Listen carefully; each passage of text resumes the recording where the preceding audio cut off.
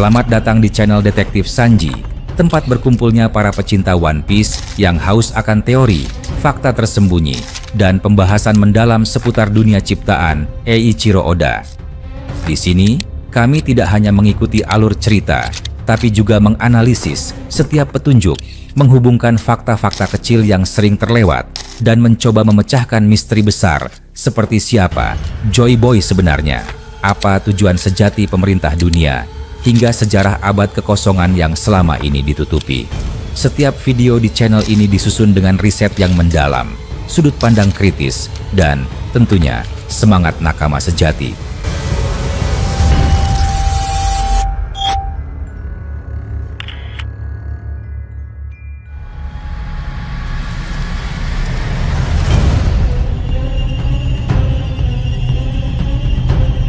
Potongan teka-teki dari cerita besar One Piece yang selama ini tersembunyi di balik tabir waktu dan kekuasaan.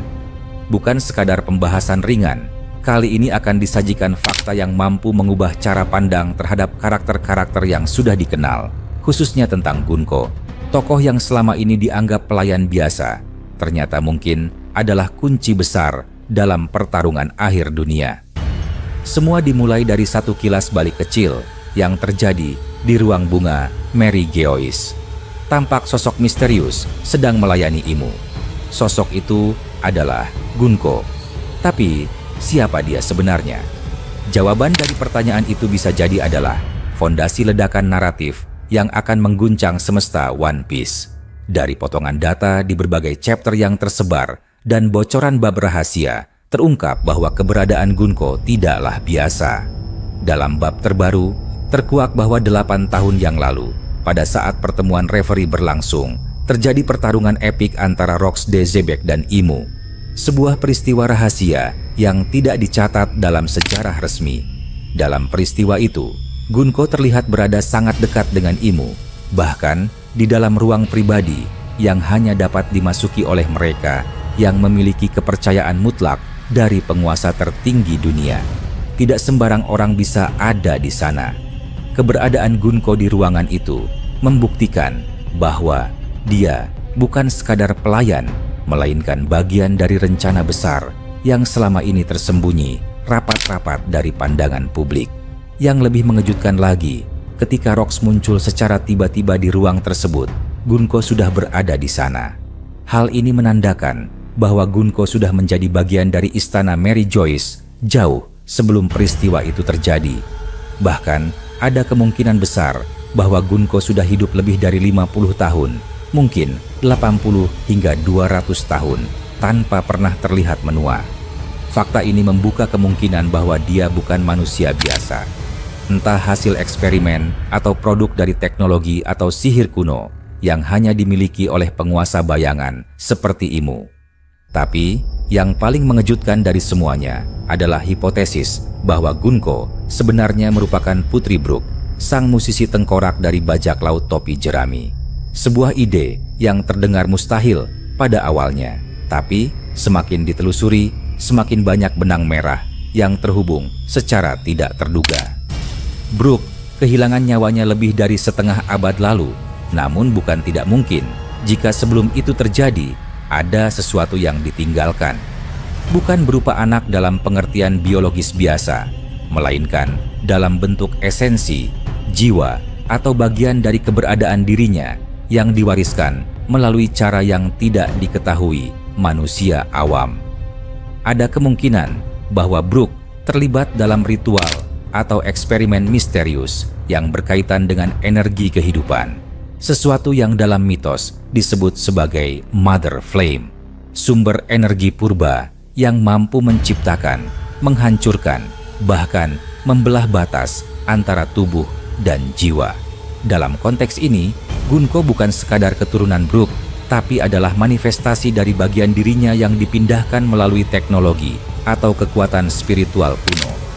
Maka, dari itu, tak heran jika Gunko menunjukkan reaksi emosional saat mendengar musik Brook, tangisan yang tidak dapat dijelaskan oleh logika, melainkan oleh kedalaman koneksi spiritual yang tidak terlihat oleh mata biasa.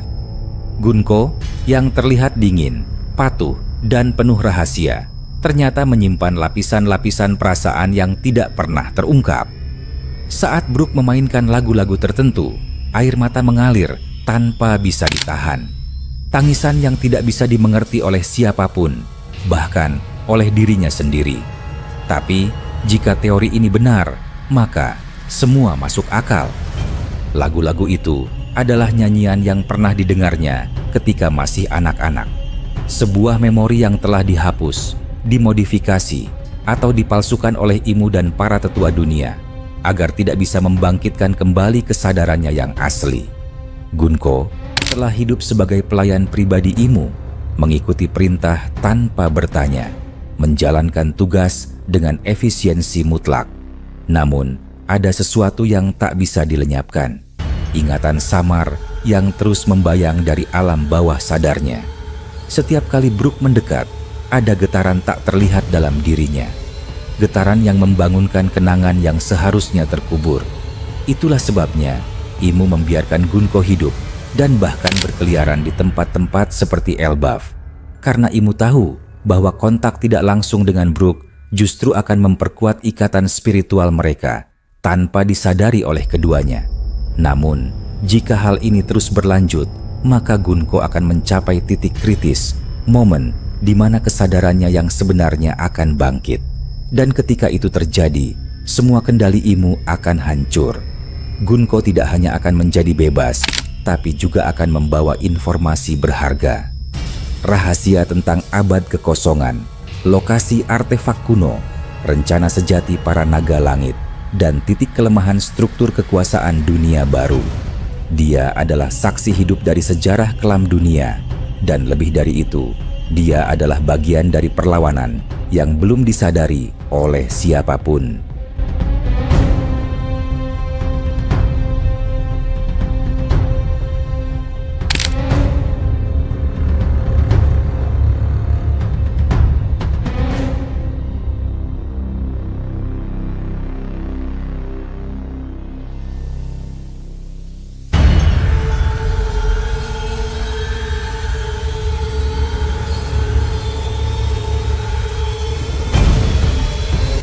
Kemungkinan besar, dalam arc akhir yang akan datang, Brook akan berperan sebagai pemicu kebangkitan Gunko.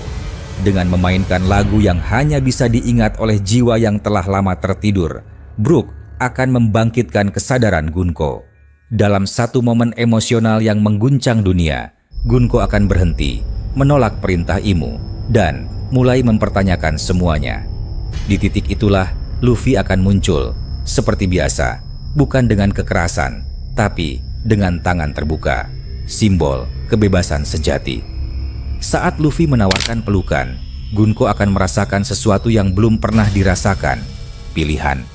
Untuk pertama kalinya dalam hidup panjangnya, Gunko akan merasa bebas untuk memilih, dan pilihannya adalah meninggalkan Imu, meninggalkan bayang-bayang, dan bergabung dengan cahaya. Namun, pelarian ini tidak akan mudah. Karena begitu Gunko menunjukkan tanda pemberontakan, seluruh pasukan Mary Joyce akan bergerak. Para tetua dunia, ksatria suci, bahkan mungkin para laksamana akan dikirim untuk menangkapnya kembali. Karena Gunko bukan hanya ancaman informasi, dia adalah ancaman ideologi. Untuk mengamankan pelariannya, perlu dilakukan misi penyelamatan besar-besaran. Bukan hanya Brook dan Luffy, tapi juga sekutu-sekutu lama dan baru. Shanks, para revolusioner, mungkin bahkan admiral yang diam-diam ingin menjatuhkan sistem dari dalam. Dalam kekacauan itu, Gunko akan menunjukkan bahwa dia bukan hanya seseorang yang perlu diselamatkan. Dia adalah pejuang. Dengan pedang Brook di tangannya, dia akan mengubah dirinya dari pelayan menjadi simbol. Gunko bisa menjadi lambang generasi baru, anak dari kematian, dibesarkan oleh kegelapan, tapi memilih cahaya. Dan lebih dari itu, karena garis keturunannya yang unik, dia mungkin memiliki akses ke kekuatan Mother Flame. Tapi bukan hanya kekuatan, dia membawa tanggung jawab. Disinilah dinamika baru akan muncul. Brook, Luffy, dan Gunko tidak lagi sekadar rekan. Mereka adalah keluarga. Ikatan spiritual yang lahir dari kehendak bebas, bukan dari darah. sebuah keluarga yang ditakdirkan untuk menghancurkan sistem kuno yang telah menindas dunia selama berabad-abad. Pada akhirnya, Gunko akan berdiri sebagai rekan topi Jerami, bukan karena belas kasih, tapi karena pilihan. Dengan identitas unik sebagai anak dari Undead, mantan pelayan penguasa bayangan, dan simbol kebangkitan baru, dia akan mengguncang struktur kekuasaan dari akar. Dan ketika dunia mulai runtuh, ketika Imu akhirnya kehilangan semua taringnya, Gunko akan menjadi saksi sekaligus pelaku dari kejatuhan kekuasaan yang paling berbahaya dalam sejarah. Itulah kekuatan dari ikatan yang tidak bisa dihancurkan. Ikatan antara jiwa, musik, dan pilihan. Ketika semua teka-teki terhubung, dunia akan melihat bahwa Gunko tidak pernah sekadar pelayan. Dia adalah putri yang dicuri, kini kembali untuk merebut tempatnya, bukan hanya di antara para pejuang, tapi di tengah-tengah sejarah itu sendiri. Setiap langkah Gunko menuju kebebasan adalah ledakan bagi sistem. Setiap ingatan yang kembali adalah luka bagi para penguasa. Dan setiap nada yang dimainkan Brook adalah panggilan untuk kebangkitan jiwa yang selama ini dikurung oleh kegelapan. Ketika semua berakhir, hanya satu kebenaran yang akan tersisa, bahwa cinta dan kenangan tidak bisa dihapus oleh kekuasaan, tidak bisa dibungkam oleh sejarah, dan tidak bisa dihancurkan oleh kematian. Dan ketika Oda memutuskan untuk mengangkat tabir dari semua ini, dunia One Piece tidak akan pernah sama lagi.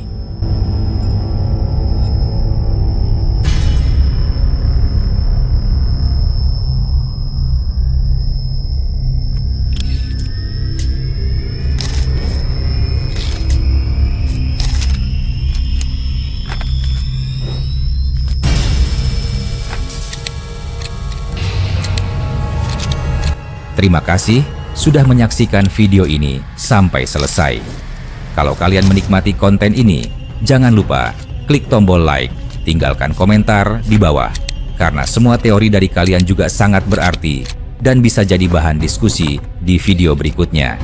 Dan tentu saja, klik subscribe serta aktifkan lonceng notifikasi supaya kalian tidak ketinggalan update terbaru dari kami. Sampai jumpa di video selanjutnya.